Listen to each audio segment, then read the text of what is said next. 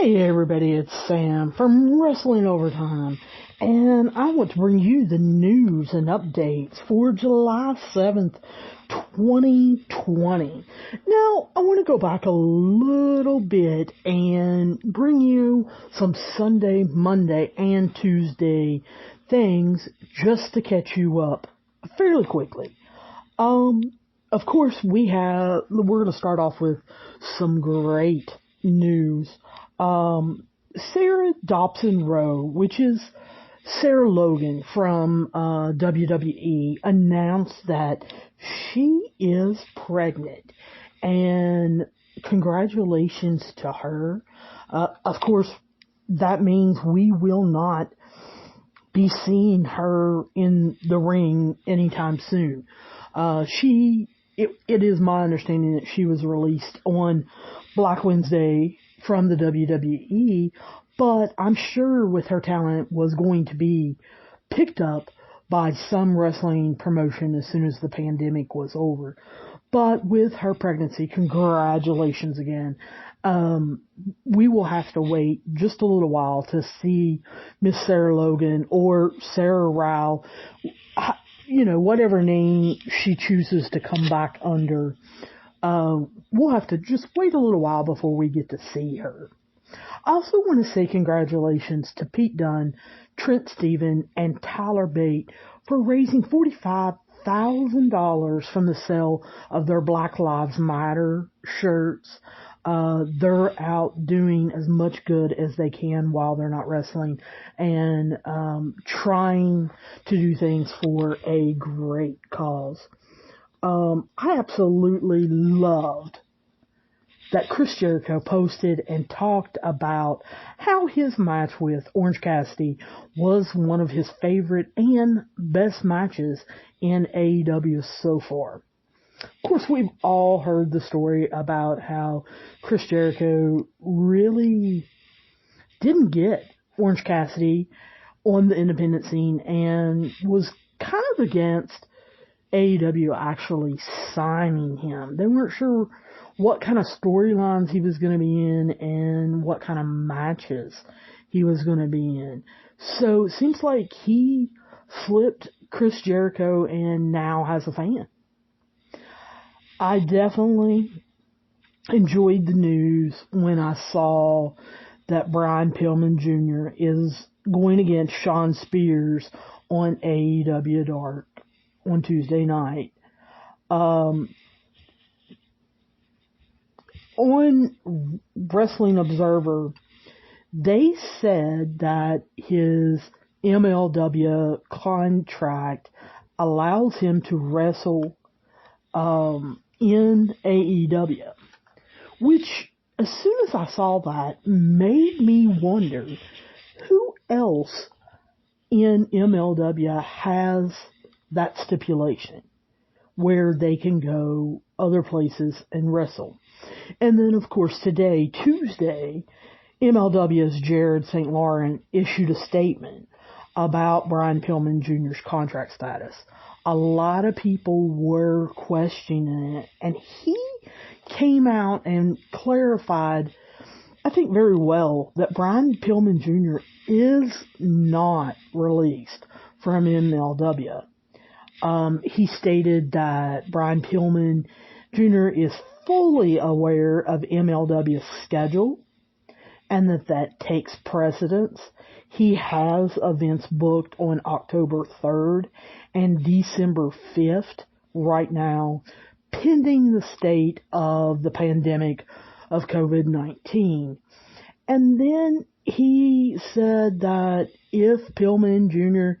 elected to perform elsewhere, then he had MLW's blessing. So maybe we're going to get to see more and more of him and see him evolve a little bit from his character that was on MLW.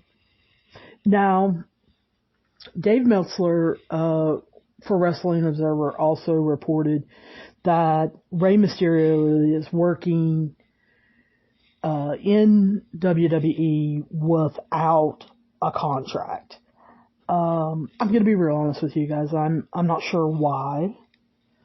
Dave talked about how Rey signed a deal in September 2018 and that contract is now over and he basically is a free agent. However, as all of us know that have been watching Monday Night Raw, he is a huge part of this storyline going on between Seth Rollins and Dominic. And I can't help but think that WWE has to be trying to get him on at least a 6-month contract. But, I mean, they came out Monday Night Raw stating that now there's an Extreme Rules match on July 19th that's going to be Rey Mysterio versus Seth Rollins in an eye for an eye match.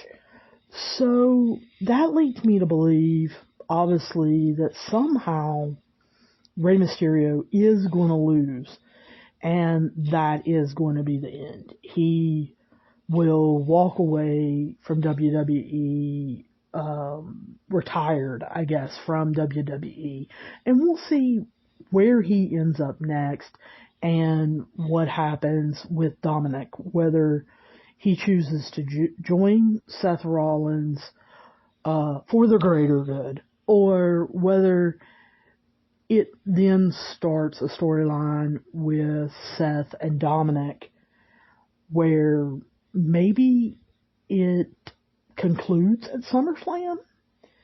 Who knows? PW Insider reported that even though Vince McMahon doesn't want it to be at the Performance Center, that SummerSlam is going to be at the Performance Center.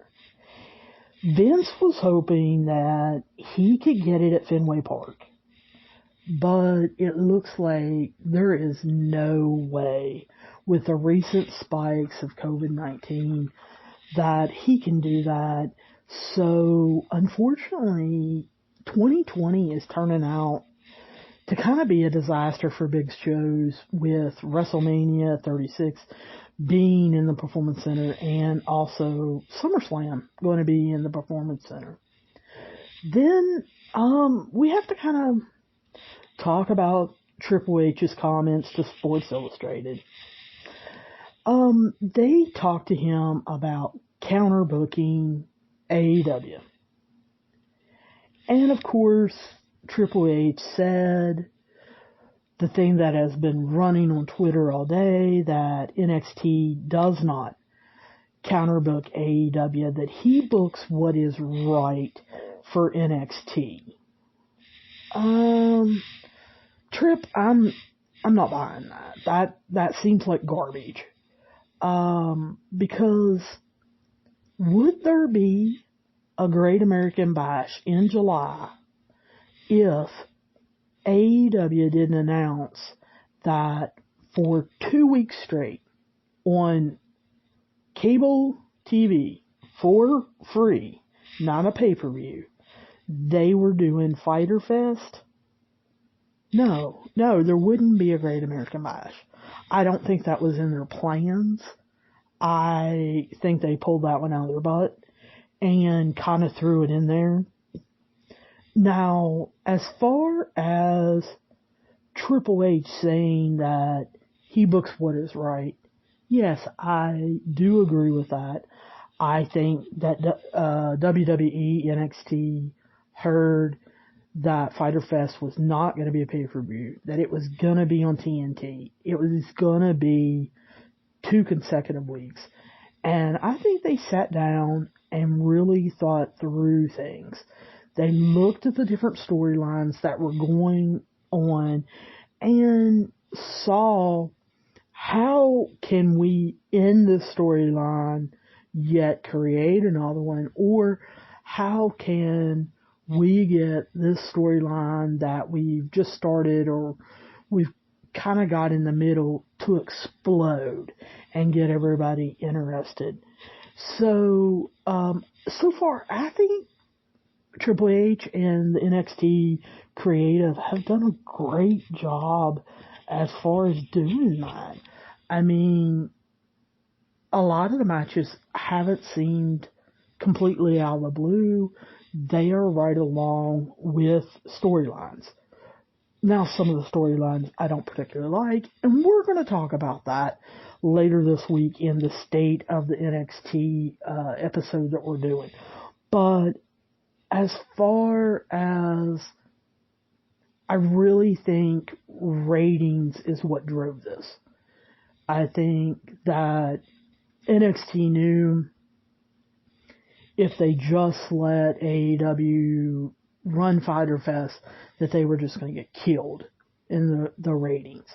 Whereas, because they put on Great American Bash and they had that triple threat match, what ended up happening is they beat AEW in the ratings. So, like I said, I think they handled it really well. I just wish that AEW would sit down and create something to go up against both Raw and SmackDown and push them creatively and push them in the ratings and almost give them a kick in the butt, because Raw and SmackDown, they need some help. It was interesting to me that Wrestling Observer talked about how back in 2019, A&E, what used to be called the Biography Channel, they still do biographies, but A&E announced that they were going to do a set of wrestling biographies, and they were going to partner with WWE Entertainment to do those, and that they were going to do Booker T, Steve Stone Cold Austin, Shawn Michaels. They were going to do Macho Man Randy Savage, and then they were going to do Roddy Piper. Well, we saw a tweet today from Mick Foley saying that on Tuesday he sat down and was actually interviewed for the Steve Austin one. So it looks like they are actually getting on this and are actually going to show these, and I don't know how long it's going to take them to get them in production and get them produced and get them on the air, but I'm looking forward to these, because a lot of these guys that they've named, I want to know their backstories. I want to know a little bit more about them. So I hope they go in to like Steve Austin's football career. If you listen to his podcast, he talks a little bit about that. So when I found that out, I thought, I'm kind of turning wrestling over time just a little bit. As far as recapping shows, you guys can get that anywhere. You can, type in Raw results and the date and get who beat who. But I guess this is news for Wrestling Overtime. I kind of want to do a little bit bigger vision, bigger picture on that. And so I think I am going to start having the raves and rants reviews to be broader based. Not recaps, but taking a look at where storylines are going, how they're figuring in, and what actually is causing storylines to change. What are they forgetting? What are they dropping? Things like that. But the brand new thing that this particular A&E doing these biographies wanted, it kind of got me thinking and wanting to do that a little bit myself. As far as, I think I'm going to call it look backs. And I want to pick some people that I've heard about, but I don't really know about.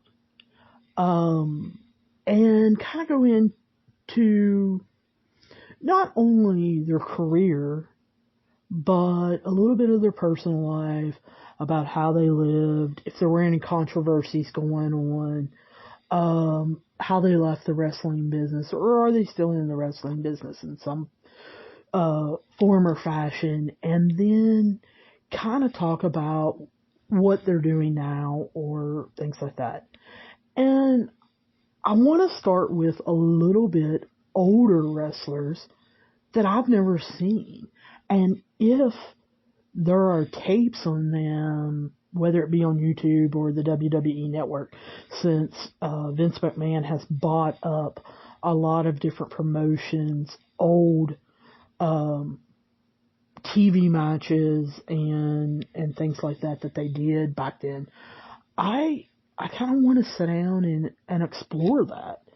And so look for that coming. Matter of fact, I'm going to be recording one of those very, very soon. So make sure that you guys tune in for that, because I think you don't want to miss it, because I think I'm going to try to pick some people, like I said, that we've heard of but maybe not seen. So that's the news and updates for right now, July 7th, 2020. And I'll look forward to talking to you guys soon.